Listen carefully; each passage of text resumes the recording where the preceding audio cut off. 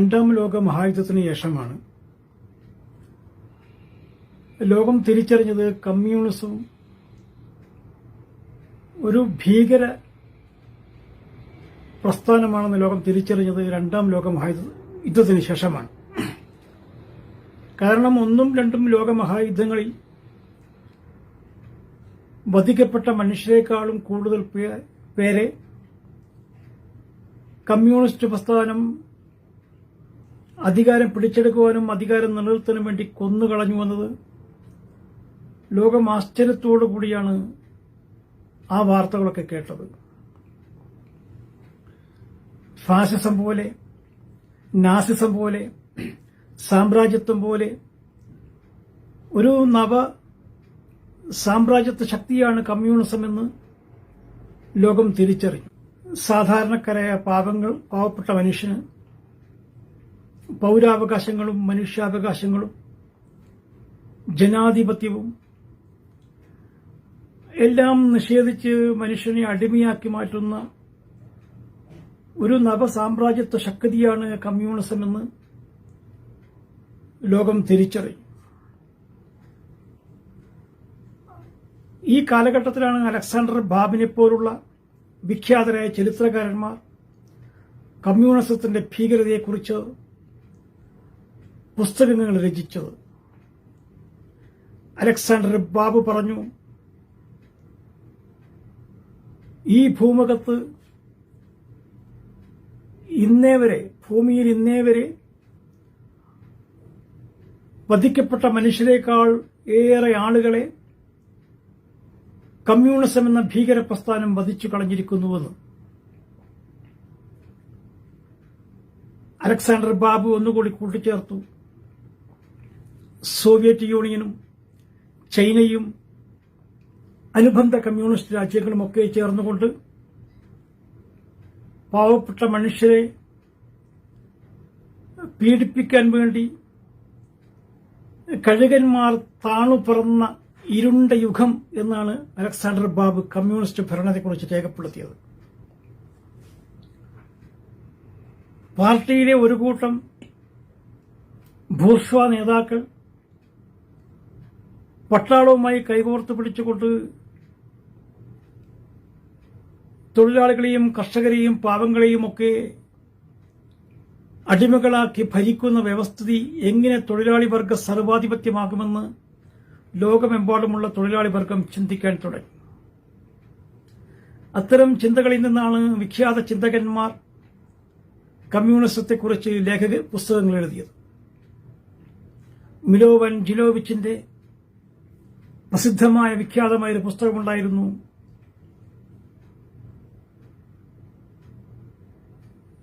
The new class എന്നാണ് അതിന്റെ പേര്. പുതിയ വർഗം, മനുഷ്യനെ അടിമയാക്കി ഭരിക്കാനുള്ള ഒരു പുതിയ വർഗം രൂപപ്പെട്ടു വന്നിരിക്കുന്നു. അതാണ് കമ്മ്യൂണിസ്റ്റ് ഭരണകൂടം എന്ന് മിലോവൻ ജിലോവിച്ച് കണ്ടെത്തി. അതുപോലെ പ്രമുഖരായ വിഖ്യാതരായ ചിന്തകന്മാർ ചേർന്നുകൊണ്ട് അന്ന് ഒരു പുസ്തകം കമ്മ്യൂണിസത്തിനെ കുറിച്ച് പഠിച്ചുകൊണ്ട് എഴുതി. ആ പുസ്തകത്തിന്റെ പേര് ദ ഗോഡ് ദാറ്റ് ഫെയിൽഡ് എന്നായിരുന്നു. പ്രൊഫസർ ആർ.ജെ. റമ്മൽ എന്ന് പറയുന്ന വിശ്വപ്രസിദ്ധനായ ചരിത്രകാരൻ അദ്ദേഹം രേഖപ്പെടുത്തിയ ചില കാര്യങ്ങളുണ്ട്.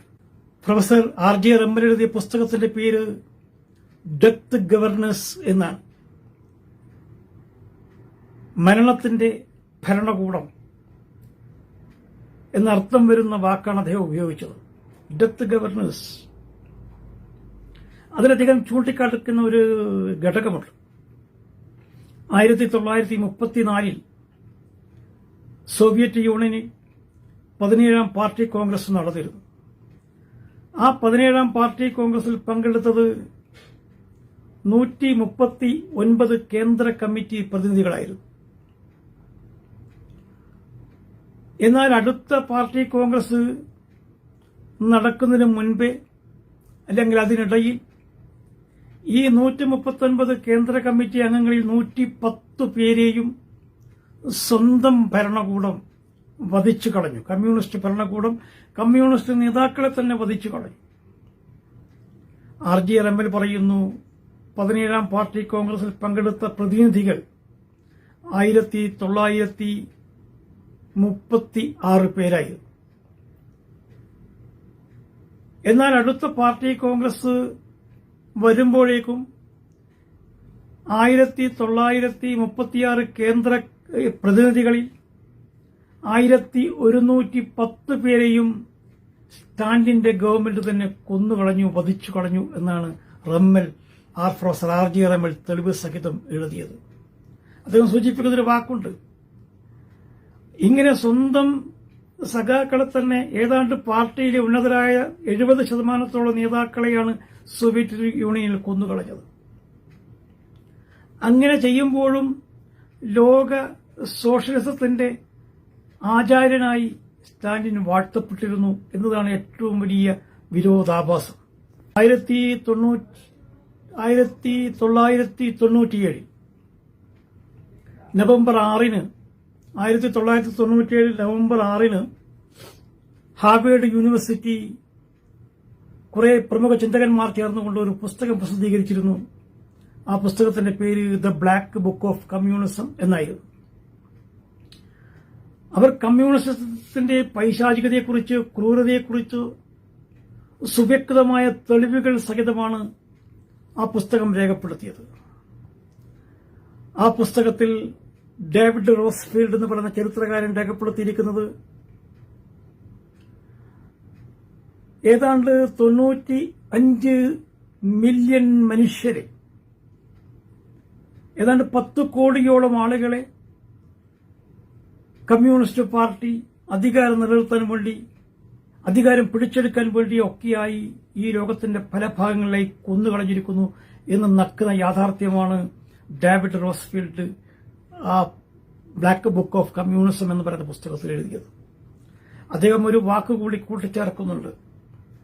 മനുഷ്യരാശിയെ ഉന്മൂലനം ചെയ്യാൻ വേണ്ടിയിട്ട് ഉടലെടുത്ത ഒരു ഭ്രാന്തൻ പ്രത്യയശാസ്ത്രമാണ് കമ്മ്യൂണിസം എന്ന് ഡേവിഡ് റോസ്ഫീൽഡ് അടിവരയിട്ട് പറയുന്നു. ഇത് പറയാൻ കാരണമുണ്ട്. കാരണം റഷ്യയിൽ കുലാക്കുകൾ എന്ന് പറഞ്ഞ് 3 ദശലക്ഷം മനുഷ്യരെ കൊന്നുകളഞ്ഞിരുന്നു. ആരാ കുലാക്ക്? പണക്കാരൻ, പ്രമാണി, ബൂർഷ്വാസി എന്നൊക്കെയുള്ള അർത്ഥം കുലാക്കുകൾ. 3 ദശലക്ഷം കുലാക്കുകളെയാണ് കൊന്നുകളഞ്ഞത്. എന്താ അവർ ചെയ്ത തെറ്റ്?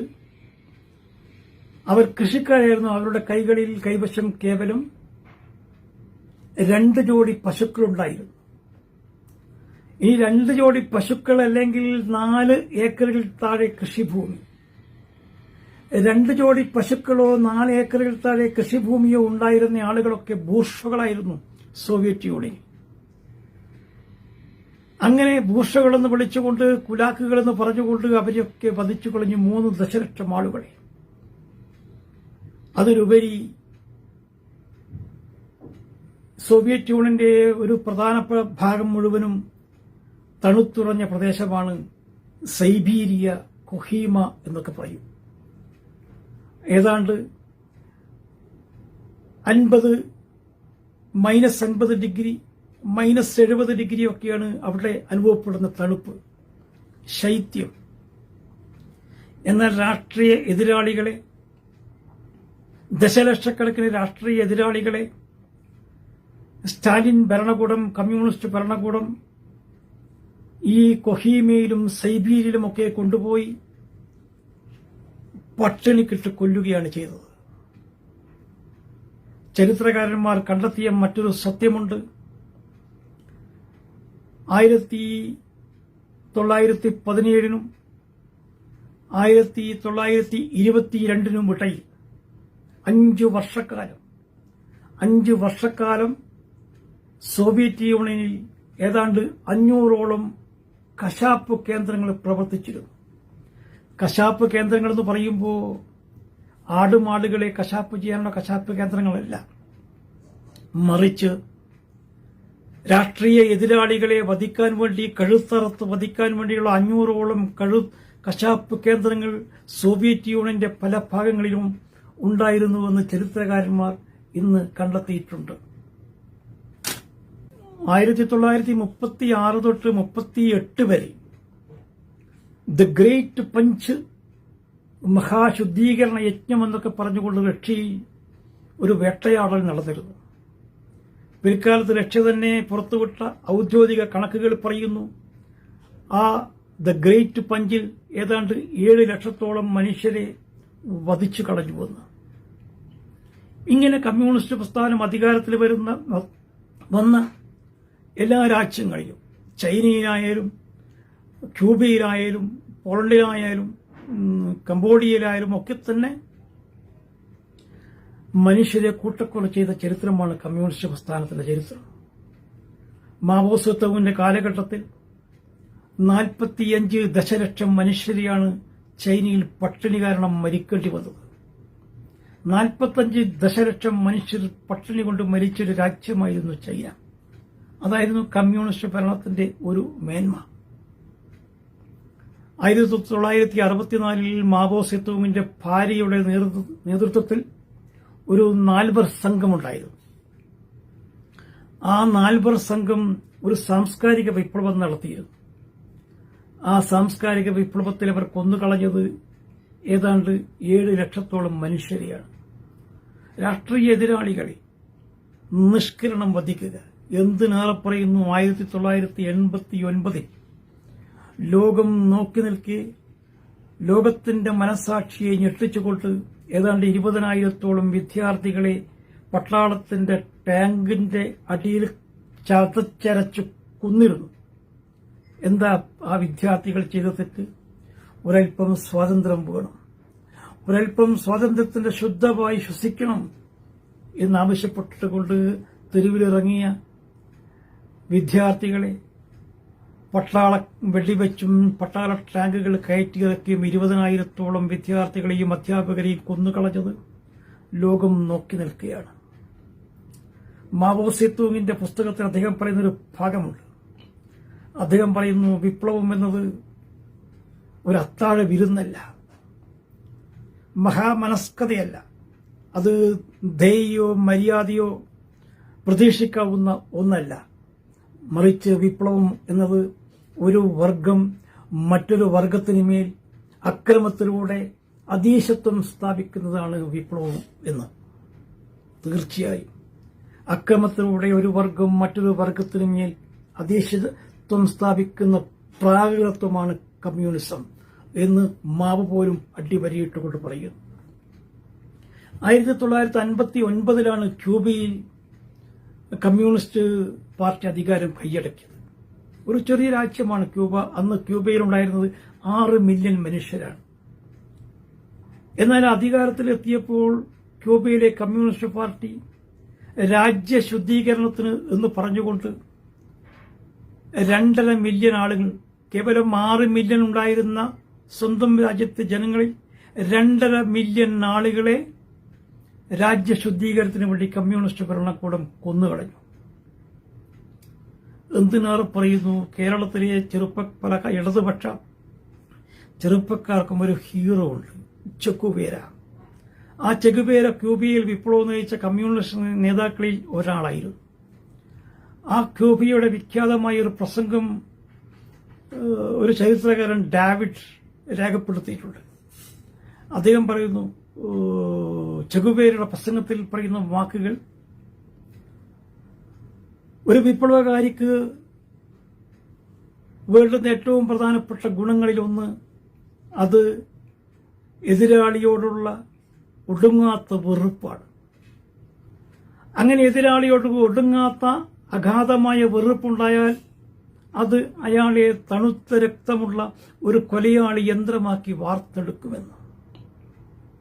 തണുത്ത രക്തമുള്ള കൊലയാളി യന്ത്രമാക്കി ഒരു മനുഷ്യനെ വാർത്തെടുക്കുന്ന കമ്മ്യൂണിസം. ഇതൊക്കെ നടക്കുമ്പോഴും ഇവരൊക്കെ തന്നെയാണ് മാനവികതയുടെ കപട മുഖംമൂടി അണിഞ്ഞുകൊണ്ട് നമ്മുടെയൊക്കെ മുൻപിൽ വരുന്നത് എന്നതാണ് ചരിത്രത്തിലെ ഏറ്റവും വലിയ വിരോധാഭാസം. പോളണ്ട് എന്ന് പറയുന്ന രാജ്യം ഒരു കൊച്ചു രാജ്യമാണ്. പോളണ്ടിനെ നമ്മുടെ സന്ദേശം എന്ന സിനിമയിൽ ശ്രീനിവാസൻ പറയുന്ന ഒരു മറുപടിയുണ്ട്, പോളണ്ടിനെ കുറിച്ച് മുട്ടിപ്പോകരുത് എന്ന്. സത്യമാണ്, പോളണ്ടിനെ കുറിച്ച് മിണ്ടാൻ കമ്മ്യൂണിസ്റ്റുകാർക്ക് ഭയമാണ്. കാരണം പോളണ്ട് എന്ന് പറഞ്ഞ കൊച്ചു രാജ്യത്തെ കമ്മ്യൂണിസ്റ്റ് സോവിയറ്റ് യൂണിയനും ഹിറ്റ്ലറും ചേർന്ന് പരസ്പരം സഹകരിച്ചുകൊണ്ട് പങ്കിട്ടെടുക്കുകയാണ് ചെയ്തത്. Communist party, Soviet union communist പ്രസ്ഥാനം പോളണ്ടിന്റെ ഒരു ഭാഗം കൈയടക്കി, ഒരു ഭാഗം അവരോട് സഹകരിച്ചുകൊണ്ട് ഹിറ്റ്ലറും കൈയടക്കി.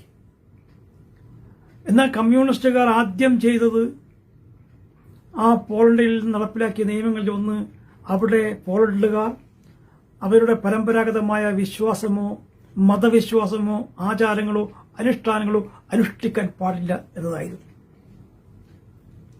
സോവിയറ്റ് കമ്മ്യൂണിസ്റ്റ് പാർട്ടി പോളണ്ടിന് മേൽ കൊണ്ടുവന്ന രണ്ടാമത്തെ നിയമം, പോളണ്ടുകാർ അവരുടെ മാതൃഭാഷ പോളിഷ് ഭാഷ സംസാരിക്കാൻ പാടില്ല. ഒരു രാജ്യത്തെ ജനങ്ങളോട് നിങ്ങൾ നിങ്ങളുടെ ഭാഷ സംസാരിക്കാൻ പാടില്ല, അത് കൊടും കുറ്റമാണ് എന്ന പ്രഖ്യാപനമാണ് സോവിയറ്റ് കമ്മ്യൂണിസ്റ്റ് പാർട്ടി അത് നടത്തിയത്. ഇന്ന് ആവിഷ്കാര സ്വാതന്ത്ര്യത്തിനൊക്കെ വേണ്ടി ബാധിക്കുന്ന കമ്മ്യൂണിസ്റ്റ് കുഞ്ഞാടുകൾ ഇതൊക്കെ ഒന്ന് പഠിക്കണം. ആ പോളണ്ടിൽ കമ്മ്യൂണിസ്റ്റ് പാർട്ടി കൊന്നുകളഞ്ഞത് ഏതാണ്ട് 1 ലക്ഷത്തോളം മനുഷ്യരെയാണ്. അതിന് പുറത്ത് 5 ലക്ഷത്തോളം ആളുകളെ തടവറകളിലിട്ട് പീഡിപ്പിച്ച് നരകയാതന അനുഭവിപ്പിച്ചു പോളണ്ടിലെ കാര്യം. അതുപോലെ കംബോഡിയ എന്ന് പറയുന്ന ഒരു രാജ്യമുണ്ട്. ഒരു രാജ്യം ഇന്ന് കംബോഡിയയില്ല. ഇന്ന് കംബോഡിയയുടെ പേര് കംബൂച്ച് എന്നാണ്. എന്നാൽ കംബോഡിയയിൽ ഈ റഷ്യ പോലെ ചൈന പോലെ ഏറ്റവും പ്രാകൃതവും ക്രൂരവുമായ കമ്മ്യൂണിസ്റ്റ് പൈശാചികത ഭീപത്സ നടമാടിയ രാജ്യമാണ് കംബോഡിയ. ആ കംബോഡിയയിൽ കമ്മ്യൂണിസ്റ്റ് നേതാവ് പോൾപോട്ടാണ് അധികാരത്തിൽ വന്നത്. ഈ പോൾപോട്ട് അധികാരത്തിൽ വന്നപ്പോൾ അദ്ദേഹം ചെയ്തത് സ്ഥിതി സമത്വം വരുത്താൻ വേണ്ടിയിട്ട് ഒരു വീട്ടിന് ഒരാളെന്ന നിലയിൽ കൊന്നുകളഞ്ഞു. ഒരു വീട്ടിൽ നിന്നും തെരഞ്ഞെടുക്കപ്പെട്ട നേതാവ് ഒരാളെ കൊന്നുകളയുക, എല്ലാ വീടുകളിൽ നിന്നും ഒരാളെ പിടിച്ചുകൊണ്ട് കൊന്നുകളയുക. ആദ്യകാലത്ത് അങ്ങനെ അയാൾ ഈ പോൾപോട്ട് കംബോഡിയയിലെ 44% മനുഷ്യരെ കൊന്നുകളഞ്ഞുവെന്ന് ചരിത്രം രേഖപ്പെടുത്തിയിരിക്കുന്നു. എന്തിനധികം പറയുന്നു, പോൾപോട്ട് ഒരു നിയമം കൊണ്ടുവന്നിരുന്നു. കമ്മ്യൂണിസ്റ്റ് വിരുദ്ധരുടെ മക്കളെ പട്ടാളം വെടിവെച്ച് കൊല്ലരുത്. കാരണം വെടിവെച്ച് കൊന്നാൽ പട്ടാളത്തിന് ഒരു വെടിയുണ്ട നഷ്ടമാകും. അതിനു പകരം കമ്മ്യൂണിസ്റ്റ് വിരുദ്ധരുടെ കുട്ടികളെ എന്ത് ചെയ്യണമെന്നാണെന്നോ പോൾപോട്ട് പറഞ്ഞു കൊടുത്തത്? 2 കാലുകളിൽ പിടിച്ച് ആ കുട്ടികളുടെ തല, കംബോഡിയയിലെ ഏറ്റവും പ്രസിദ്ധമായൊരു മരമുണ്ട്, ചിങ്കിരി മരമെന്ന് പറയും. ആ ചിങ്കിരി മരത്തിന്റെ തടിയിലേക്ക് കുട്ടികളുടെ തല കാല് പിടിച്ചുകൊണ്ട് അടിച്ചു കൊല്ലുക. അത്യന്തം പ്രാകൃതമായ ശിക്ഷാരീതികൾ നടപ്പിലാക്കിയ കമ്മ്യൂണിസ്റ്റ് ഭരണകൂടം. ഈ കമ്മ്യൂണിസത്തിന്റെ ഭീഭത്സതയെക്കുറിച്ച് വാതാരോതെ ഇനിയും നമുക്ക് സംസാരിക്കാൻ സാധിക്കും. പക്ഷേ ഏറ്റവും ലജ്ജാകരമായ വസ്തുത, ഈ പ്രാകൃതമായി ഭൂമുഖത്തേറ്റവും കൂടുതൽ മനുഷ്യരെ കൊന്നൊടുക്കിയ ഹിറ്റ്ലർ കൊന്നതിനേക്കാളും 4 മടങ്ങ് മനുഷ്യരെ സ്റ്റാലിൻ റഷ്യയിൽ മാത്രം കൊന്നുകളഞ്ഞിട്ടുണ്ട്. ഈ ഫാസിസത്തെ, ഈ ഭീകരതയെ, ഇവരൊക്കെ നമ്മുടെ മുൻപിൽ വരുന്നത് മാനവികതയും മനുഷ്യസ്നേഹത്തിന്റെയും ഒക്കെ വക്താക്കളായിട്ടാണ്. ഇത് ലോകത്ത് ഈ കമ്മ്യൂണിസത്തിന് ഇനി അധികകാലം പിടിച്ചു നിൽക്കാനാവില്ല.